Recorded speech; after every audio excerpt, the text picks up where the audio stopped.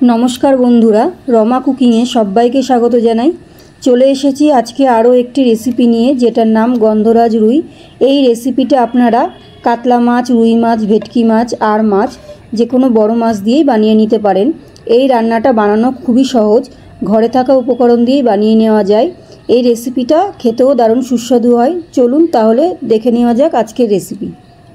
রান্নাটা করার জন্য সবার প্রথমে আমি গ্যাস অন করে একটা কড়াই বসিয়ে দিয়েছি।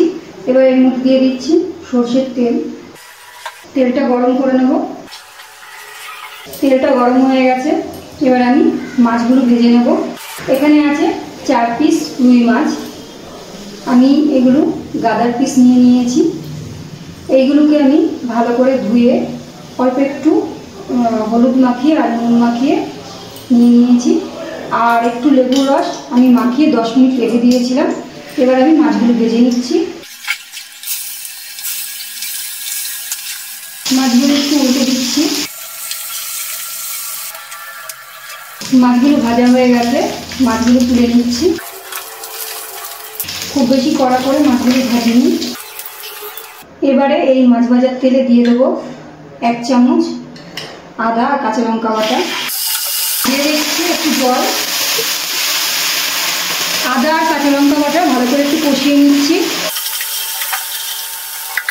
আদা আর কাঁচা লঙ্কা বাটাটাই ভালো করে আমি কষিয়ে নিয়েছি। এবারে দিয়ে দেবো, এখানে আছে 1 চামচ সাদা সর্ষে, 1 চামচ কালো সর্ষে আর 5টা কাঁচা লঙ্কা বাটা আমি শিলনোড়ায় ভালো করে বেটে নিয়েছি। সেটা দিয়ে দিচ্ছি। একটু জল দিয়ে দিচ্ছি। আর দিচ্ছি পরিমাণ মতো নুন। আর দিয়ে দিচ্ছি খুব সামান্য হলুদ।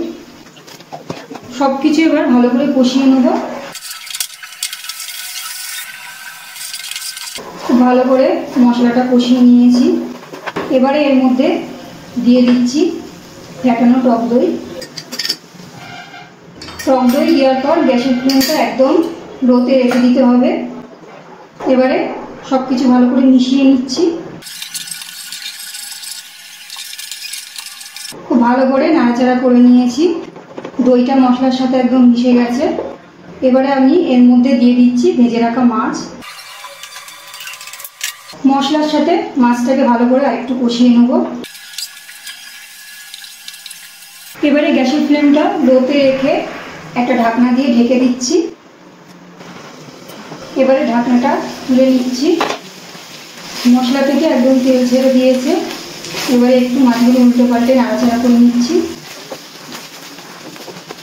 এবারে এর মধ্যে দিয়ে দেবো জল। দইয়ের বাটি ধুয়ে একটু জল দিয়ে দিচ্ছি। একটু নাড়াচাড়া করে নিচ্ছি। গ্যাসের ফ্লেমটা একদম হাইতে দিয়ে একটু ফুটিয়ে নেব। গ্যাসটাকে জোরে দিয়ে আমি একটু ফুটিয়ে নিয়েছি। ঝোলটা অনেকটাই কমে এসছে। এবার এর মধ্যে দিয়ে দিচ্ছি 4টে কাঁচা লঙ্কা চেরা। আর দিয়ে দিচ্ছি খুব সামান্য পরিমাণ চিনি। খুব সামান্য পরিমাণ দিচ্ছি। একটু মিশিয়ে দিচ্ছি। এবারে দিয়ে দেবো 2টো গন্ধরাজ লেবুর পাতা। আর দিয়ে দেবো গন্ধরাজ লেবুর রস। এবার সব কিছু একটু ভালো করে মিশিয়ে নিচ্ছি।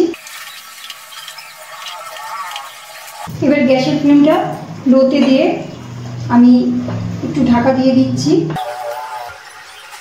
5-6 সেকেন্ড পর আমি ঢাকনাটা তুলে নিচ্ছি। ঢাকনাটা তোলার পর খুব সুন্দর একটা গন্ধরাজ লেবুর গন্ধ আসছে। এবার একটু মাছটাকে উল্টে পাল্টে দিচ্ছি। আর খুব বেশি এটাকে ফোটাবো না, যেহেতু লেবুর পাতা দিয়েছি আর গন্ধরাজ লেবুর রসটা দিয়েছি, তিতো হয়ে যেতে পারে। আমার রান্নাটা এখানেই কমপ্লিট হয়ে গেছে। আমি গ্যাসটা অফ করে দিচ্ছি আর ঢাকনা দিয়ে ঢেকে রাখছি। 5 মিনিট পর আমি পরিবেশন করে নেব। তৈরি হয়ে গেল গন্ধরাজ রুই। এটা কিন্তু খেতে দারুণ লাগে। অবশ্যই বাড়িতে এইভাবে একবার বানিয়ে দেখবেন। আমার আজকের রেসিপিটা যদি আপনাদের ভালো লাগে অবশ্যই একটা কমেন্ট করবেন, লাইক করবেন, শেয়ার করবেন। নতুন বন্ধু হয়ে থাকলে সাবস্ক্রাইব করে পাশে থাকবেন। সবাই ভালো থাকবেন, সুস্থ থাকবেন। ধন্যবাদ।